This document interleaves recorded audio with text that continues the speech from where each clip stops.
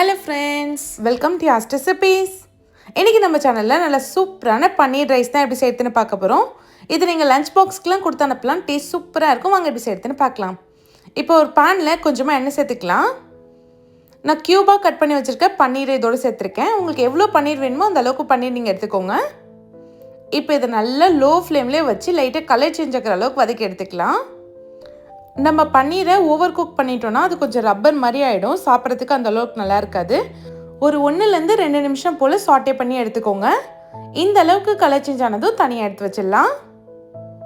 இப்போ ஒரு கடாயில் ஒரு 3 ஸ்பூன் போல் எண்ணெய் சேர்த்துக்கலாம். 1/2 ஸ்பூன் சோம்பு சேர்த்துக்கோங்க. சோம்பு நல்லா பொரிஞ்சதும் ஒரு மீடியம் சைஸ் வெங்காயத்தை பொடியாக கட் பண்ணி வச்சுருக்கேன், அதையும் சேர்த்துக்கோங்க.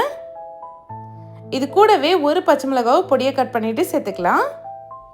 ஒரு கொத்து கருவேப்பிலை சேர்த்துக்கோங்க. இப்போ எல்லாத்தையும் நல்லா வதக்கி எடுத்துக்கலாம். வெங்காயம் பார்த்தீங்கன்னா நல்லா வதங்கி கண்ணாடி பதம் வரணும், அந்த மாதிரி வதக்கி எடுத்துக்கோங்க. இப்போ பாருங்க வெங்காயம் நல்லா வதங்கி வந்துருச்சு. இதில் ஒரு 1/2 ஸ்பூன் போல் இஞ்சி பூண்டு பேஸ்ட் சேர்த்துக்கோங்க.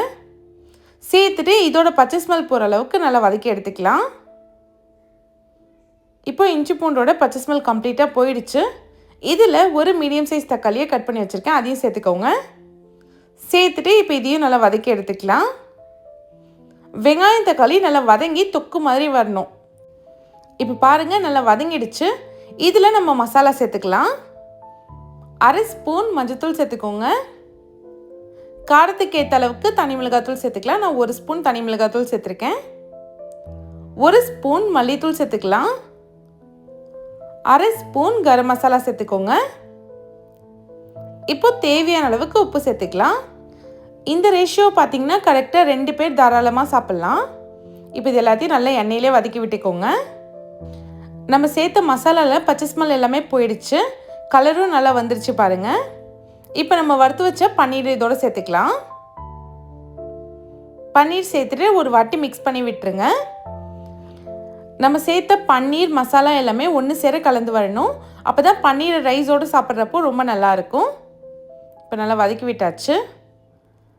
இதுலேயே நம்ம வடித்து வச்ச சாதம் சேர்த்துக்கலாம். நான் இன்றைக்கி நார்மல் சாப்பாட்டு அரிசி தான் சேர்த்துருக்கேன். நீங்கள் பாஸ்மதி ரைஸ் வேணும்னாலும் சேர்த்துக்கலாம். கொஞ்சமாக கொத்தமல்லி தழை போட்டுட்டு நல்லா மிக்ஸ் பண்ணி விட்டுருங்க. நல்லா ஈவனாக இந்த மாதிரி மிக்ஸ் ஆனதுக்கப்புறமா எடுத்து சர்வ் பண்ணிங்கன்னா சூப்பரான பன்னீர் ரைஸ் ரெடி ஆயிடுச்சு. அவ்வளோதான். இந்த ரெசிபியை நீங்கள் கண்டிப்பாக லஞ்ச் பாக்ஸ்க்கு ட்ரை பண்ணி பாருங்கள். டேஸ்ட் ரொம்பவே நல்லாயிருக்கும். வீடியோ பிடிச்சிருந்தா யாஸ் ரெசிபிஸ் சேனல் சப்ஸ்கிரைப் பண்ணிவிடுங்க. தேங்க்ஸ் ஃபார் வாட்சிங்.